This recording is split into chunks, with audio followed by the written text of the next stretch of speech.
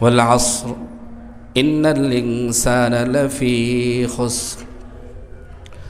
আল্লাহ সময়ের কসম খেয়েছেন, এর মানে হলো মানুষের হায়াতের জিন্দেগিতে সময়টা খুবই গুরুত্বপূর্ণ।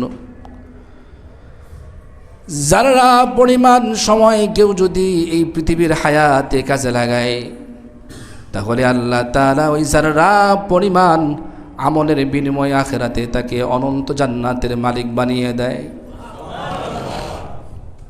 তবে এটাকে কাজের মতো কাজে লাগাইতে হবে। অনেক মূল্য হায়াতের, সময়ের মূল্য অনেক বেশি।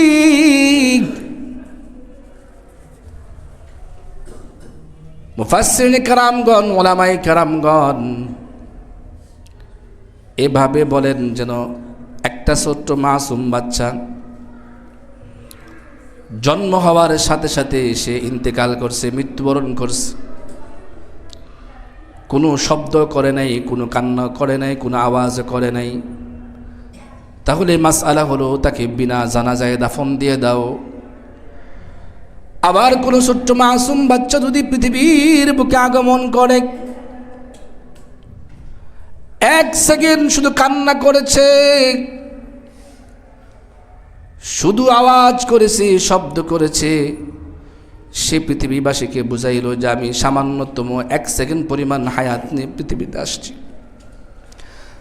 উলামায়ে কেরামগণ বলেন এক সেকেন্ড হায়াতের মূল্য এত বেশি, আল্লাহর পয়গম্বর বলেন এই এক সেকেন্ড হায়াতের বিনিময়ে তাকে জানাজা দিয়ে দোয়া সহকারে তারপর তোমরা তাকে দাফন করে দাও। এক সেকেন্ড হায়াতের বিনিময়ে সে দোয়া নিয়ে কবরে গেছে। তা হায়াত যদি হায়াতের মধ্যে কাজে লাগানো যায়, আমল যদি আমলের মতো করা যায় বাবা, তাহলে এক সেকেন্ডের আমলে, একদিনের আমলে এই পৃথিবীর চাইতে 10 পৃথিবীর সমান জান্নাত কামানো যায়। আল্লাহর পয়গম্বর যুদ্ধের ময়দানে গেছে, এক বেদুইন ইহুদি এসে আল্লাহর পয়গম্বরের কাছে আসছে। আয়েশা বলেন নবী গো কিসের দাওয়াত দেন? আল্লাহর পয়গম্বর বলেন তুমি বলো লা ইলাহা ইল্লাল্লাহ, এক আল্লাহ ছাড়া ইবাদতের কোনো উপযুক্ত নাই, আমি নবীকে শেষ নবী হিসাবে মানো, আমি পয়গম্বরকে আল্লাহর পয়গম্বর হিসাবে মানো। ইহুদি আল্লাহর পয়গম্বরের নুরানি চেহারা দেখে, পয়গম্বরের আখলাক দেখে কালেমা পড়ে তখনই মুসলমান হয়ে গেছে।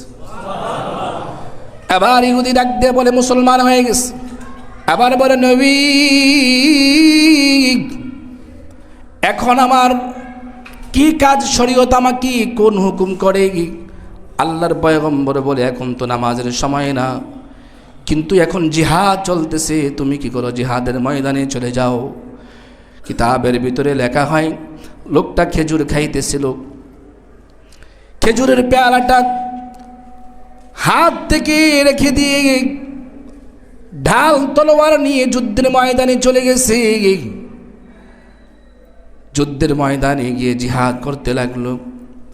যুদ্ধ যখন শেষ হয়ে গেল, আল্লাহর পয়গম্বর সাহাবায়ে কেরামদেরকে বলেন সাহাবীরা রে সকল শহীদদের লাশগুলো একত্রিত করো। সাহাবায়ে কেরাম সকল শহীদদের লাশ একত্রিত করলেন, কিন্তু একজন শহীদকে সাহাবায়ে কেরাম ছিলেন না। সকলে মিলেমিশে পয়গম্বরকে বলে নবী গো সকল শহীদদেরকে চিনলাম, কিন্তু একটা শহীদ কোনায় পড়ে আছে তাকে চিনি না। পয়গম্বর শহীদটাকে আল্লাহর পয়গম্বর বলে তাকে নিয়ে আসো। সাহাবায়ে কেরাম তাকে নিয়ে আসলেন। আল্লাহর পয়গম্বর তাকিয়ে দেখেন এটা হলো সেই মুজাহিদ, কিছুক্ষণ আগে কালেমা পড়ে মুসলমান হয়েছে। এবার আল্লাহর পয়গম্বর সাহাবীর মাথাটা পয়গম্বরের রানের উপর রাখলেন, রেখে একবার আল্লাহর পয়গম্বর তার চেহারা দিকে তাকায়, তাকিয়ে মুস্কি মুস্কি হাসে, আবার লজ্জায় চেহারাটা ফিরিয়ে ফেলে, আবার তাকিয়ে মুস্কি মুস্কি হাসে, আবার লজ্জায় পয়গম্বরের চেহারাটা আরেক দিক ঘুরায় ফেলে। সাহাবায়ে কেরামগণ বলেন নবীজি একবার আপনি এই শহীদের লাশের দিকে তাকায়া মুস্কি মুস্কি হাসেন, আবার দেখি চেহারাটা লজ্জায় ঘুরিয়ে ফেলেন, কারণ কি? আল্লাহর পয়গম্বর বলে, জানোনি আমি যখন সাহাবীর চেহারা দিকে তাকিয়ে দেখি সে কোন জান্নাতে সে যাবে সেটা আমি দেখতেছি। আবার যখন লজ্জায় চেহারা ঘুরিয়ে ফেলি সাহাবী, আমি তাকিয়ে দেখি জান্নাতের হুরেরা তাকে নেওয়ার জন্য চলে আসছে, কিন্তু আমি পয়গম্বর সেই হুরদের দেখে লজ্জায় আমার চেহারা আমি ঘুরিয়ে ফেলি। আবার ভাইরে, ছোট্ট একটি আমলের কারণে, সামান্যতম হায়াতকে কাজে লাগানোর কারণে, জিন্দিগিতে তার কোনো আমল নাই, একটি আমল সে জিহাদ, সামান্যতম আমলের দ্বারা এই পৃথিবীতে সামান্য সময়কে হায়াতকে কাছে লাগানোর দ্বারা সহিভাবে সে আমল করার কারণে এই ছোট্ট হায়াতের দ্বারা আখিরাতের 10 দুনিয়ার সমান জান্নাতের মালিক হয়ে গেছে। এজন্য এটাকে কাজে লাগানো। আল্লাহ যুগের কসম খাইছেন, যে কসম যুগের, এটা খুবই দামি জিনিস। মানুষের হায়াতটা খুবই মূল্যবান, যে সময়টা চলে গেছে এটা আবার আর ফিরে আসবে? আর ফিরে আসবে? আর ফিরে আসবে না। একজন মানুষ জান্নাতে গেলে তার কোনো আফসোস থাকবে না, কোনো আফসোস থাকবে না জান্নাতে গেলে। কিন্তু ওলামাই কেরামগণ বলেন যে একটা আফসোস তার থাকবে। সেটা হলো কোনটা? যে দুনিয়াতে ওই সময়টার আফসোস, যে সময়টা সে আল্লাহর নাম না নিয়ে কাটিয়েছে, আল্লাহর নাম না নিয়ে কাটিয়েছে। হযরত ইব্রাহিম আলাইহিস সালামকে জিজ্ঞাসা করা হলো যে পয়গম্বর ইব্রাহিম, জান্নাত কেমন? তো ইব্রাহিম আলাইহিস সালাম বলে, জান্নাত হলো খালি ময়দান। জান্নাত কি? খালি ময়দান, ফাঁকা ময়দান। তো এটার ভিতরে না শুনছি যে ফল ফলাদি গাছ থাকবে, তো সেটা কেমনে? বলে, তুমি একবার সুবহানাল্লাহ বলবা, তাহলে এই সুবহানাল্লাহর বরকতে তোমার একটা গাছ হয়ে যাবে। তোমার যে জান্নাত, এই পৃথিবীর ভিতরে যত মানুষ আল্লাহ তাআলা বানাইছেন, প্রত্যেকটা মানুষের নামে নামে জান্নাত আল্লাহ তাআলা বানাইছে। মেরাদিয়ার আব্দুল কুদ্দুস আব্দুর রহিম যেমন আছে, তার নামেও জান্নাত কি করা আছে, সেখানে লিপিবদ্ধ করা আছে। আমার আপনার নামে সকলের জন্য এক একটা নামে নামে জান্নাত আছে। এমন না যে আমার জন্য আমি গুনাহগার বলে আমার জন্য জান্নাত নাই। আবু জাহেরের জন্য একটি জান্নাত ছিল, ফেরাউনের জন্য একটি জান্নাত ছিল, আবু লাহাবের জন্য জান্নাত ছিল, উতবা শাইবার জন্য জান্নাত ছিল, কিন্তু তারা আমল দিয়ে জান্নাত কিনতে পারে নাই। মুমিনরা আমল দিয়ে জান্নাত কিনে নেয়। তাফসীরে জালালাইনের ভিতরে আছে, প্রতিটা মানুষের নামে নামে আল্লাহ জান্নাত জাহান্নাম বানাইছে রে বাবা। ওলামায়ে কেরামগণ বলেন, ওই যে আয়াত ফারিকুম ফিল জান্নাতি ওয়া ফারিকুম ফিস সাঈর, আল্লাহ জান্নাত রাস্তাও রেখেছেন, জাহান্নামের রাস্তাও রেখেছেন রে বাবা। ইচ্ছে করলে তুমি তোমার আমল দিয়ে জান্নাতটা কিনতে পারো, আবার ইচ্ছে করলে তুমি তোমার বদ আমল দিয়ে জাহান্নামটা কিনতে পারো। আল্লাহ তো এমন নয়, আল্লাহ তো কি না, আল্লাহর ধনভাণ্ডারে কম নাই। ওয়ালিল্লাহি খাযাইনুস সামাওয়াতি ওয়াল আরদ, এই পৃথিবীর যত ভাণ্ডার আছে সব ধনভাণ্ডারের মালিক হলাম আল্লাহ। আমার আল্লাহর চাইতে মালিক আর কেউ নাই, আমার আল্লাহর চাইতে ধনী আর কেউ নাই। আমার আল্লাহ আপনার জন্য জান্নাত বানাইছেন, আপনার জন্য জাহান্নাম আল্লাহ তাআলা বানাইছেন। এখন কাজ হলো আমল দিয়ে আমার জান্নাতটা হাসরে আমি যেন সেটা বুঝে নিতে পারি। কথা বলেন ঠিক কিনা?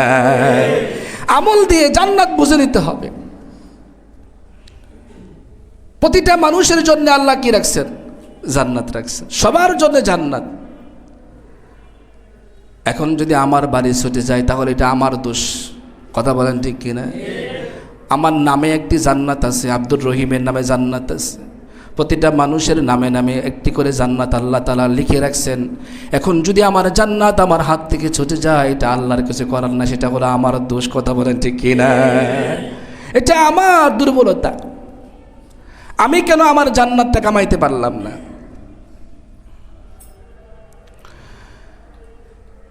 এই জন্যে হাদিস পাকের ভিতরে আছে, কেউ যদি একবার সুবহানাল্লাহ বলে তাহলে আল্লাহ তাআলা তার জন্য জান্নাতে একটি গাছ লাগায় দেন।